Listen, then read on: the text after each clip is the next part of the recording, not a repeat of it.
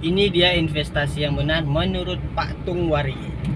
Hai, saya Nando. Barusan aku mengikuti seminar gratis yang diadakan oleh Pak Tung Waringin. Semua kalian ataupun semua orang pasti kenal dong dengan Pak Tung. Ya, bisa dibilang orang yang sangat kaya lah bahasa simpelnya kan. Dan bagi kalian yang nggak kenal dengan Pak Tung ini, wah, cobalah banyak-banyak lagi nonton-nonton ataupun coba lagi banyak-banyak membaca kisah-kisah orang-orang kaya yang ada di Indonesia gitu kan. Nah, di materi dia ini sebenarnya sangat panjang ya, sangat banyak materi dia ini, dari entah berapa jam gitu seminarnya ini dilakukan, dan itu pun via Zoom ya. Nah, jadi ada beberapa hal yang ingin aku share nih ke teman-teman tentang investasi tentunya. Nah, menurut Pak Tung ada 7 investasi yang baik untuk kita. Tapi di sini aku akan membahas 3 investasi saja yang baik untuk kita. Tentu dong, yang namanya ilmu tuh nggak bisa dikasih semuanya dong, karena ada harganya di situ. Nah, langsung saja, apa saja itu investasi yang baik untuk kita? Yang pertama adalah investasi leher ke atas. Maksudnya gimana? Yaitu dengan cara belajar. Tentu belajar di zaman sekarang ini sudah sangat mudah ya.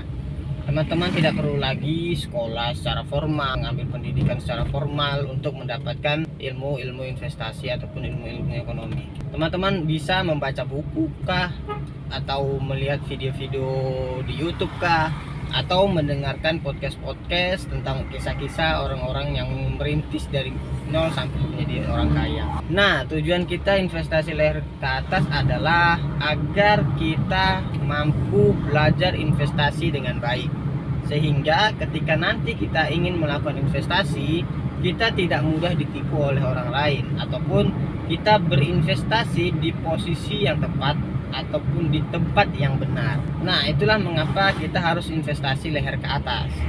Nah, investasi yang kedua adalah investasi teman. Teman akan mempengaruhi kehidupan kita di masa depan. Bahkan ada nasihat-nasihat dari orang-orang untuk melihat masa depan kamu, lihatlah 5 orang di sekitar kamu gitu kan.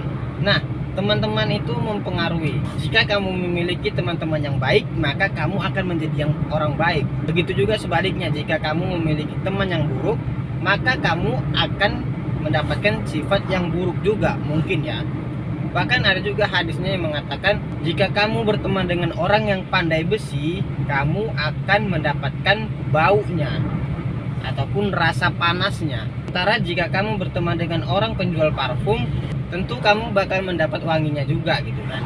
Nah, di dunia investasi, teman itu sangat mempengaruhi. Apakah teman itu selevel pengetahuannya dengan kamu, atau dia lebih pengetahuannya dengan kamu. Maka dari itu, buat teman-teman yang saat ini bisa dibilang introvert kah, atau orang-orang yang tidak mau berbaur dengan orang lain, cobalah belajar mencari teman, sehingga dengan memiliki teman yang banyak ataupun relasi yang banyak, teman-teman bisa mendapatkan ilmu ataupun bisnis yang teman-teman inginkan. Mencari teman zaman sekarang itu tidaklah sulit lagi gitu ya. Sekarang itu udah ada namanya media sosial. Jadi teman-teman tinggal capri aja kah, atau DM aja kah, tentunya dengan cara yang sopan ya. Bukan asal-asal brutal aja yang sok-sok pede-pedean gitu kan. Teman-teman bisa juga mengikuti kelas-kelas seminar. Di situ juga banyak orang-orang yang mungkin memiliki pola pikir yang sama dengan teman-teman, sehingga teman-teman bisa menambah relasi baru. Nah, investasi yang ketiga adalah aset alokasi namanya. Aset alokasi itu gimana? Nah, menurut aku aset alokasi itu adalah teman-teman jangan berinvestasi di satu bidang. Misalnya teman-teman saat ini berinvestasi di saham misalnya kan. Nah, di saham itu kan banyak jenis-jenisnya, jenis produknya. Nah, misalnya teman-teman investasi di perbankan.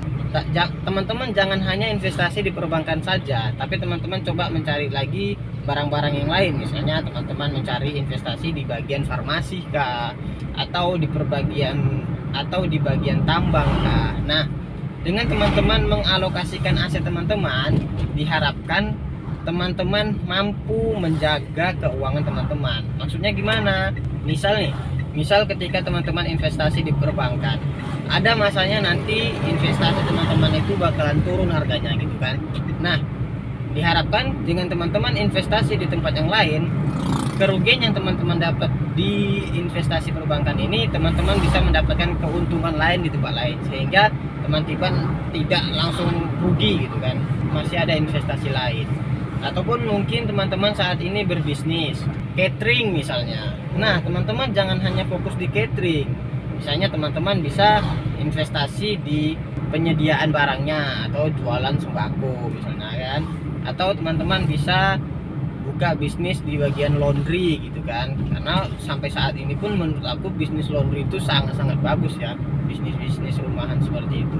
Nah, dengan teman-teman bisa mengalokasikan aset teman-teman, teman-teman mampu menjaga keuangan teman-teman.